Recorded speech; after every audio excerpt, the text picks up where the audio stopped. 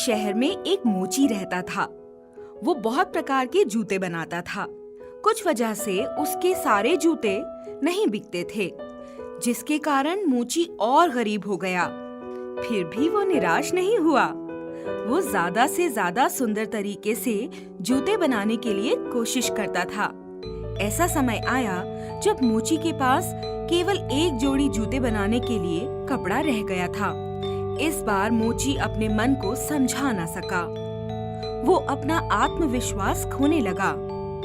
मोची अपनी तकदीर को कोसते हुए बोला, लगता है मेरे भाग्य में गरीब रहना ही लिखा है। भगवान भी मेरी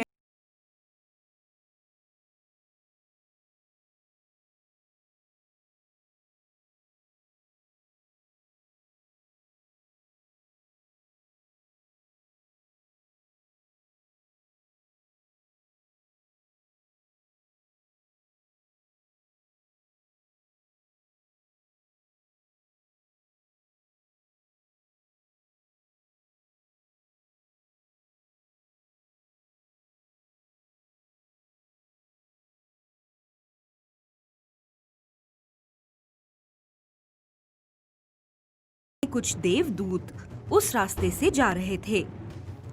वो मोची और उसकी पत्नी की सारी बातें सुन रहे थे। वो आपस में बात कर रहे थे, इन दोनों को हमारी मदद की सख्त जरूरत है। हम इस मेहनती मोची को निराश होने नहीं देंगे। सारे देवदूतों ने मिलके मोची के बचे हुए कपड़े से एक सुंदर जूता बनाया और वहां से चले गए।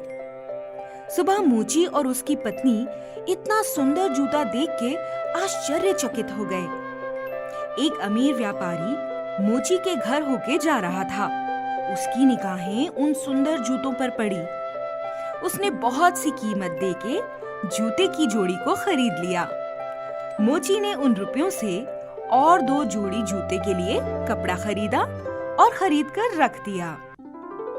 दूसरे दिन रात को सभी देवदूत फिर से आके और 2 जोड़ी सुंदर जूते बना के चले गए। इस तरह मोची के सारे जूते बिक गए और उसके हालात सुधर गए।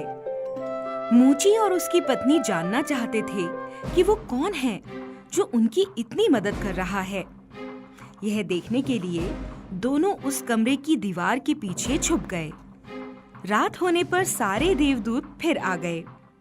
मोची और उसकी पत्नी अपनी आंखों पर विश्वास नहीं कर पाए। ऐसे छोटे छोटे पंख लगे हुए सारे देवदूतों को हंसी खुशी जूता बनाते हुए देखकर दोनों बहुत खुश हो गए। मोची और उसकी पत्नी ने फैसला किया कि सारे देवदूतों का शुक्रिया अदा करेंगे। मोची और उसकी पत्नी ने देवदूतों के लिए सुंदर जूते और पोशाक बनाई और वो सब लेके जूते तैयार करने की जगह पर रख दिया। उस दिन रात को जब देवदूत आए, नए जूते और पोशाक देख के बहुत खुश हो गए और वो सब पहन के खुशी खुशी वहाँ से उड़ के हमेशा के लिए चले गए। मोची ने अपने जूते तैयार करने का तरीके को और बेहतर किया और शहर के सबसे प्रसिद्ध जूते के व्यापारी के रूप में प्रसिद्ध हुआ।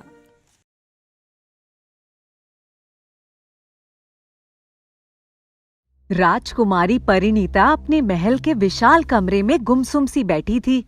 उसके पिता उसके विवाह के लिए उसे हर तरह से मना चुके थे, लेकिन वह एक ही जिद पर अड़ी थी कि वह विवाह उसी व्यक्ति से करेगी जो उसके सफेद घोड़े बिल्ला को अपने वश में कर लेगा। राजगढ़ के राजा कर्मवीर सिंह अपने महल में राज सिंहासन पर गहरी विचार मुद्रा में बैठे थे।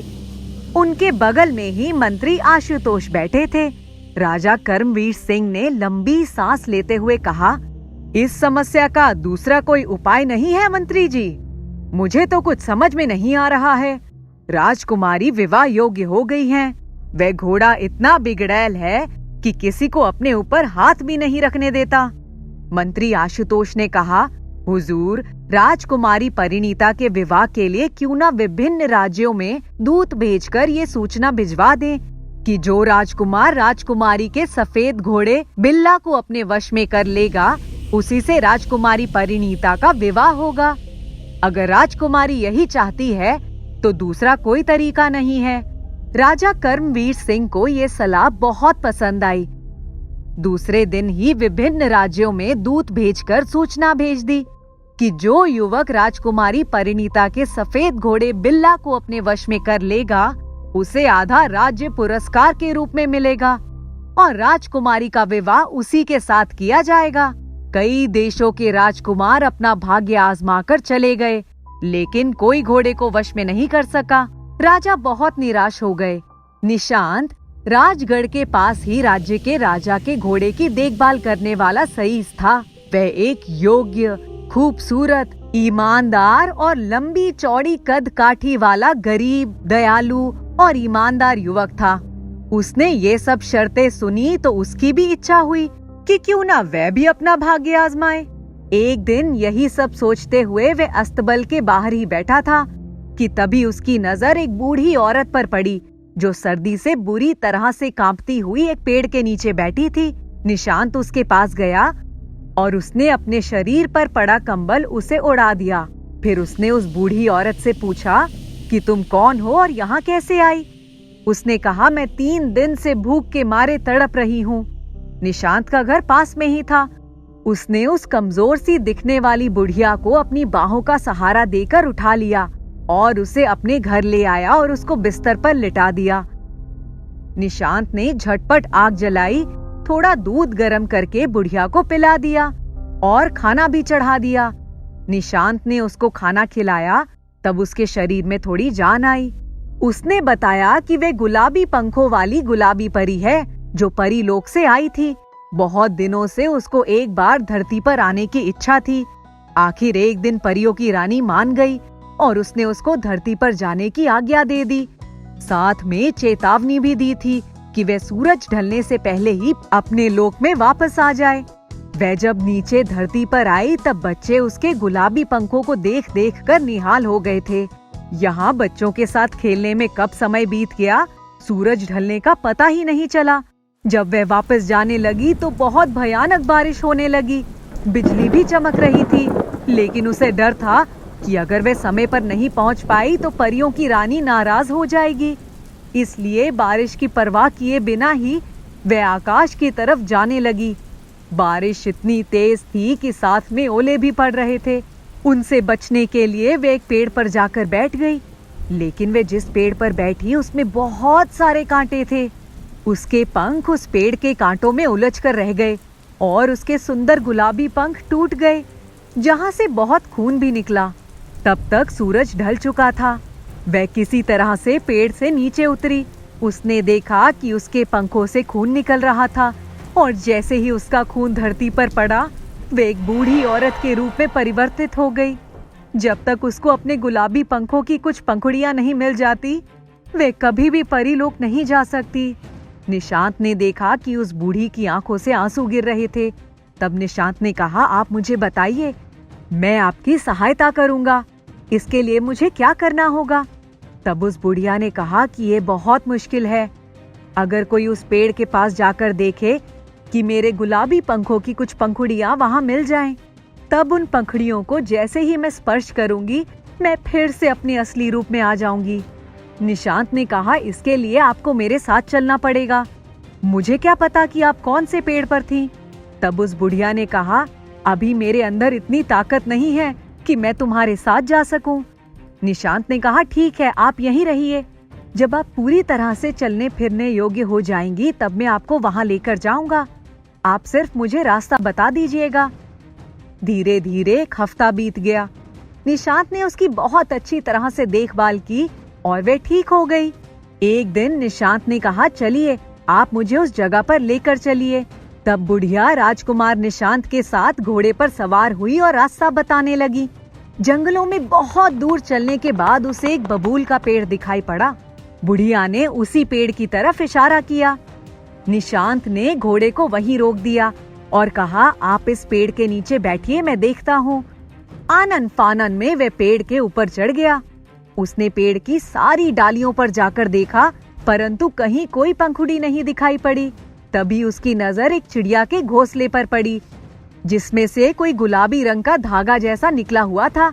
निशांत ने जैसे ही वह धागा खींचा, तो देखा एक एक करके 8-10 पंखुड़ियां बाहर आ गईं। वह वहीं से चिल्लाया, मिल गया, मिल गया, और उन पंखुड़ियों को लेकर नीचे आ गया। जब वह नीचे आया तब उसने पंखुड़ियों को बुढ़िया को दे दिया, और बुढ़िया ने जैसे ही उन पंखुड़ियों पर हाथ लगाया, हाथ लगते ही वे अपने असली रूप में आ गई। निशांत ने देखा कि वह एक खूबसूरत गुलाबी पंखों वाली परी उसके सामने खड़ी थी।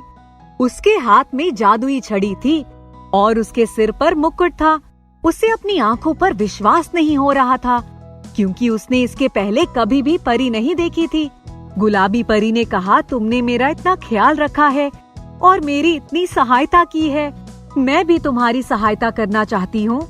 निशांत ने कहा, वैसे तो मुझे कुछ भी नहीं चाहिए, बस आप मुझे सिर्फ एक सुंदर पोशाक दे दीजिए जिसको पहनकर मैं राजकुमार लगूं, और मुझे आशीर्वाद दीजिए कि मैं राजकुमारी परिणीता के घोड़े बिल्ला को अपने वश में कर सकूं। अगर ये काम हो जाएगा तो मुझे किसी चीज की जरूरत नहीं पड़ेगी।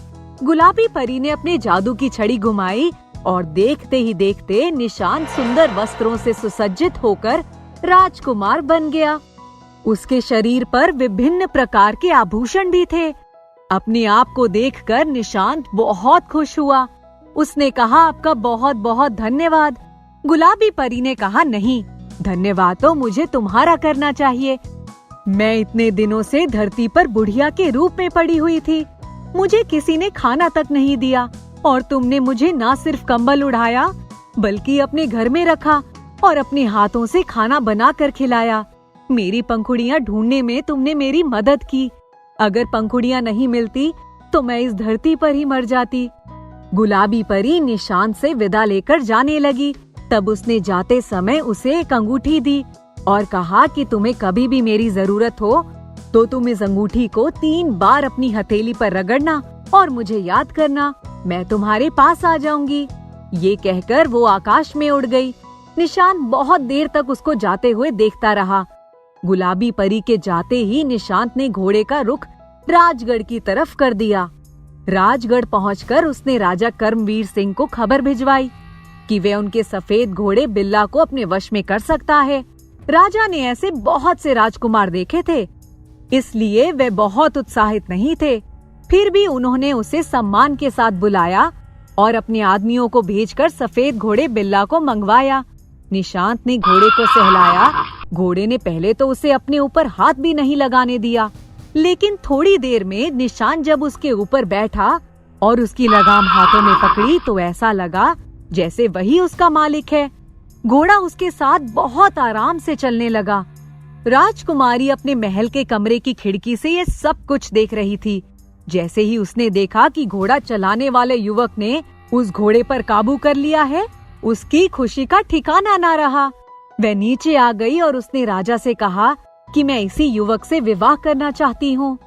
राजा ने दूसरे ही दिन पूरे राज्य में सबको निशांत और राजकुमारी परिणीता के विवाह का निमंत्रण भिजवा दिया। निशांत के साथ राजकुमारी परिणीता का विवाह कर दिया और अपना आधा राज्य भी उसको पुरस्कार में दे दिया। निशांत के जीवन में गुलाबी परी के आने से जो खुशियां आई थी, वह कभी नहीं भूल सकता था। जब भी कोई खुशी का अवसर होता, तब वे गुलाबी परी को बुलाना नहीं भूलता था।